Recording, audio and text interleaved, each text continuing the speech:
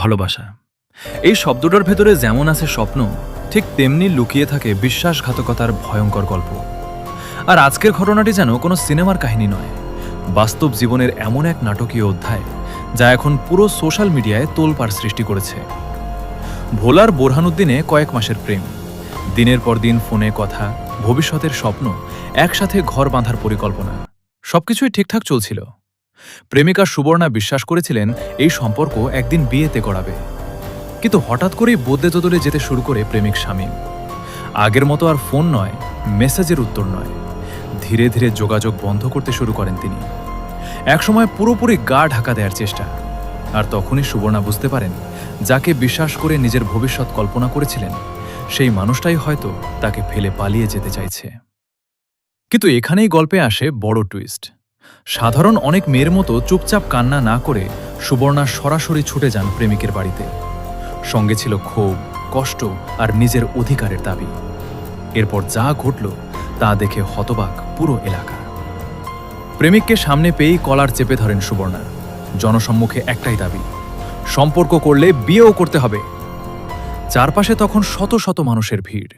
কেউ মোবাইলে ভিডিও করছে, কেউ অবাক হয়ে তাকিয়ে আছে, আবার কেউ বলছে ধোঁকা দিলে এমন জবাবই পাওয়া উচিত। ভাইরাল সেই ভিডিওতে দেখা যায় প্রেমিক বারবার নিজেকে নির্দোষ প্রমাণ করার চেষ্টা করছেন, আর সুবর্ণা একের পর এক তুলে ধরছেন তাদের সম্পর্কের নানা প্রমাণ ও কথোপকথনের ঘটনা। স্থানীয়দের ভাষ্য অনুযায়ী মেয়েটি প্রেমিকের কথাতেই এতদূর ছুটে এসেছিলেন, এমনকি পথঘাটের তথ্যও দেয়া হয়েছিল আগে থেকেই। ঘটনার পর পুরো বোরহানুদ্দিন এলাকায় শুরু হয় ব্যাপক আলোচনা। কেউ বলছেন এটা একজন প্রতারিত নারীর সাহসী প্রতিবাদ, আবার কেউ বলছেন বর্তমান সমাজের প্রেম ভালোবাসা এখন ভয়ঙ্কর এক অবক্ষয়ের দিকে যাচ্ছে। তবে একটা প্রশ্ন কিন্তু থেকেই যায়, ভালোবাসা কি শুধুই কিছু মুহূর্তের অনুভূতি, নাকি এর সাথে জড়িয়ে থাকে দায়িত্ব, সম্মান আর প্রতিশ্রুতি?